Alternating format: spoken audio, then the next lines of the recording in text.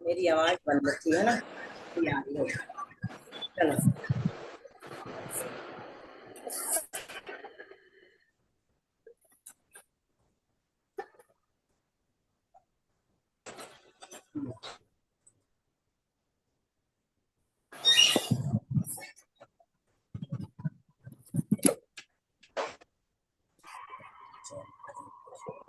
शालिनी आज तुम बोलना मंगलाचरण हमारे बाद, ठीक है? रिपीट करना।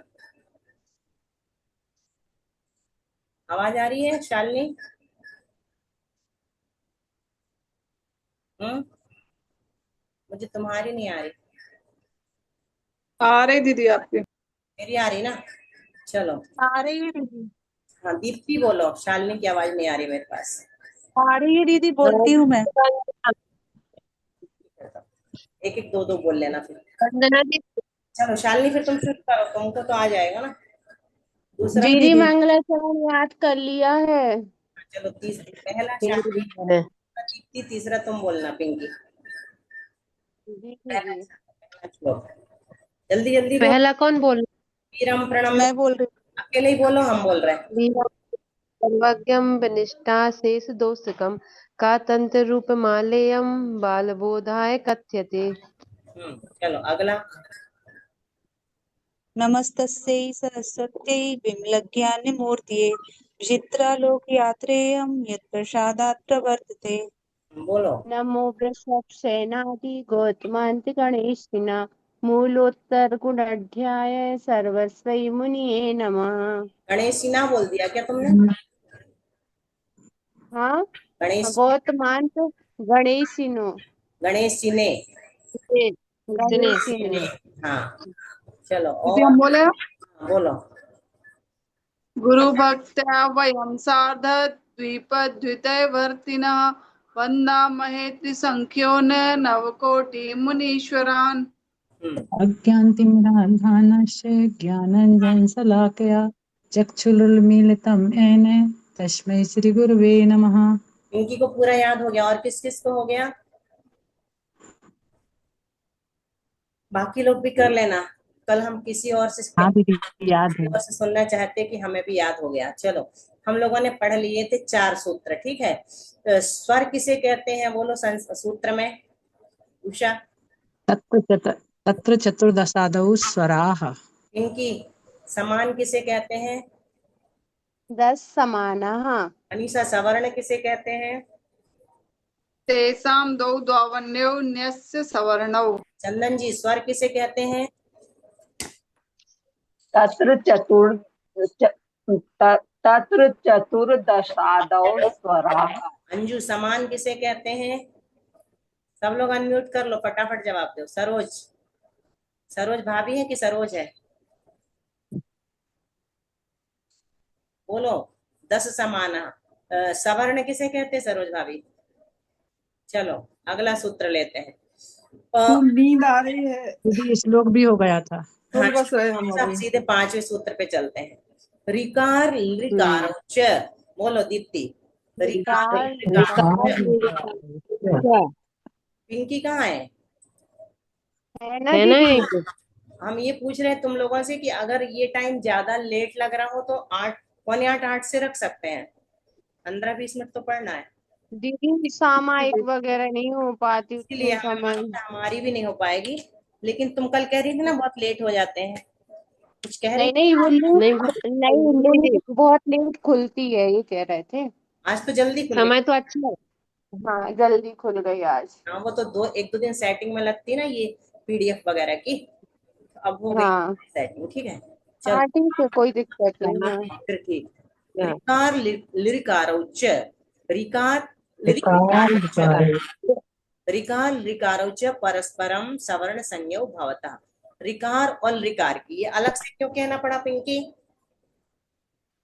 हाँ, अलग से क्यों कहना पड़ा ये सूत्र? रिकार और लिकार की आपस में क्योंकि ये दीर्घ नहीं। 10 समान बताए दीदी, थे। हम बताए 10 सरोज सामान भाभी। बताए थे, 10 सामान बताए थे, ये उनके अलावा हैं। या समान में आते कि नहीं है? आया नहीं है। आती दीदी। मामा भी आते हैं आए। आते हैं अलावा कहाँ है? हाँ आते हैं फिर यहाँ पर ये ध्यान आते हैं रखना जी। कि री और री की समान संज्ञक में सवर्ण संज्ञा बताई थी, लेकिन यहाँ पर री और री की भी बोल रहे हैं, री की और री की, री की और री की। अभी पहले क्या कहा था यहाँ हाँ पर कि इन दोनों की आपस में है, लेकिन इनके साथ हाँ इनकी भी सवर्ण संज्ञा हो जाती है, ये बताने के लिए ये सूत्र अलग से दिया। ठीक है, समझ में आ गया? रिकार हाँ लिकार दीदी। उच्चार, रिकार और रिकार। दीदी पहले रेर और रिडी की समान संज्ञा थी, लेर और लिरी की समान संज्ञा थी, अब लेकिन इन्होंने बता दिया रिकार और लिकार की कार भी की भी समान हो संज्ञा जाएगी। है। हाँ, सवर्ण मानना जब हाँ कभी इसके परे हो और कार्य करना हो तो कार्य कर सकते हैं अपन, है ना? सिद्धि कार्य मतलब हम्म। सिद्धि। अब वह सरल सरल सूत्र है आगे। ह्रस्व किसे कहते हैं, दीर्घ किसे कहते हैं, नामी किसे कहते हैं? पूर्वो ह्रस्वः। पूर्वो पूर्वो रश्वि।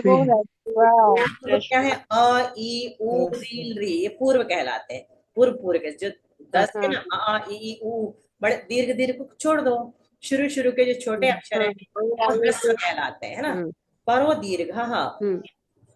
अच्छा, परो करो दीर्घः। यहाँ टीका देख लो। तयोः सवर्ण संज्ञयोर मध्ये, सवर्ण संज्ञयोः मध्ये पूर्वो वर्णो ह्रस्व संज्ञो भवति। इसको अपन पढ़ेंगे, पूर्वः वर्णः ह्रस्व संज्ञा भवति। टीका में ऐसे करते जाते हैं ना, बदलते जाते हैं। तो उन सवर्ण संज्ञकों में, तो 10 सवर्ण बताए ना, उनमें तो पूर्व कपूर पूर्व के वर्ण है उनकी ह्रस्व संज्ञा होती है। और ई उ रील री, ये ह्रस्व है। ये 5 ह्रस्व अक्षर की चर्चा कहाँ आती सिद्धांत में?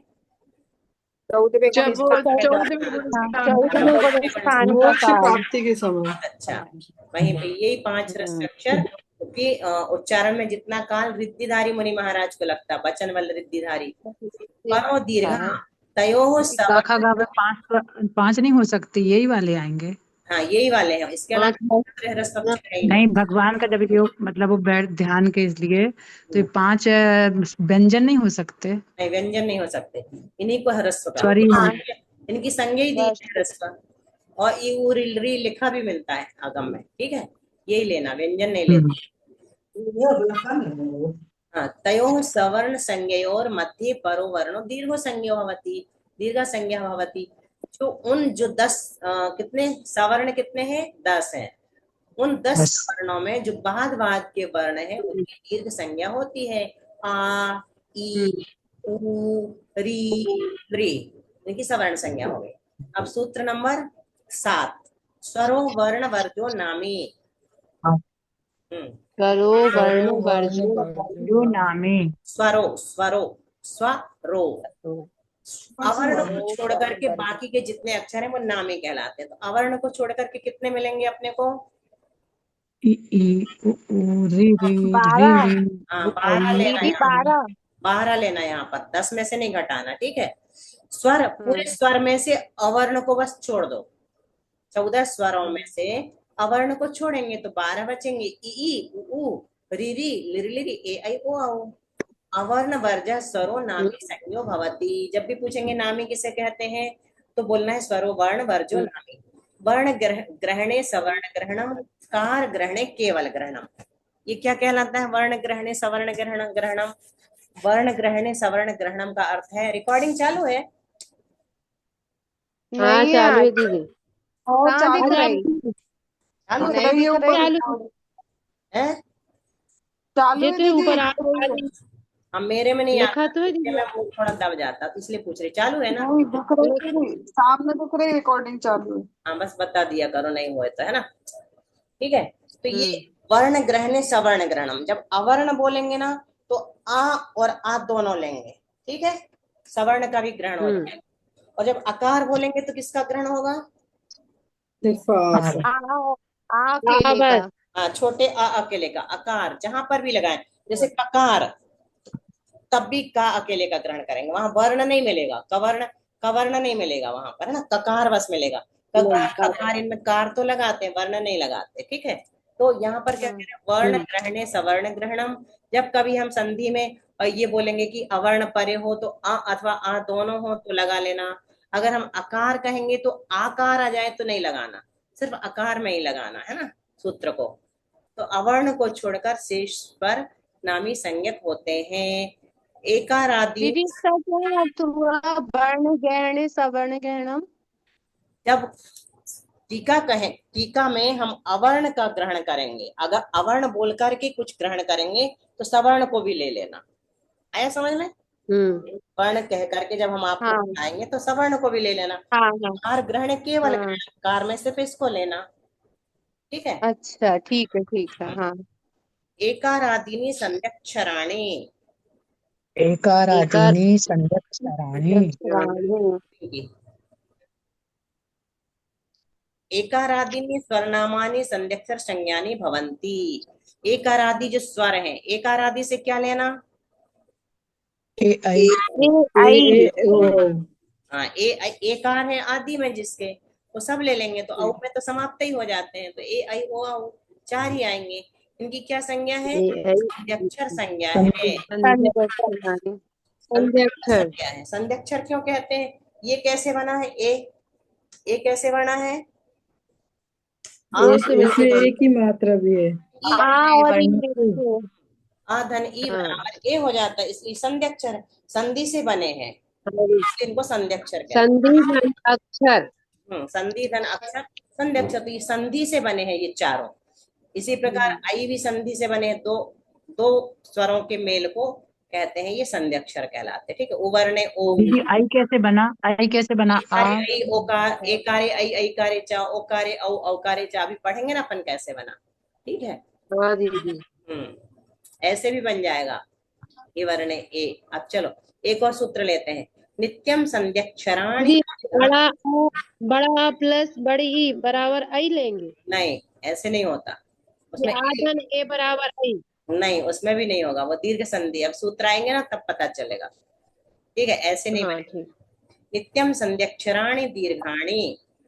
दीप्ति बोलो। नित्यम संध्यक्षराणि दीर्घाणि। संध्यक्षराणि नित्यम दीर्घाणि भवन्ति। संध्यक्षर जब भी आए तो उनको दीर्घ गिनना।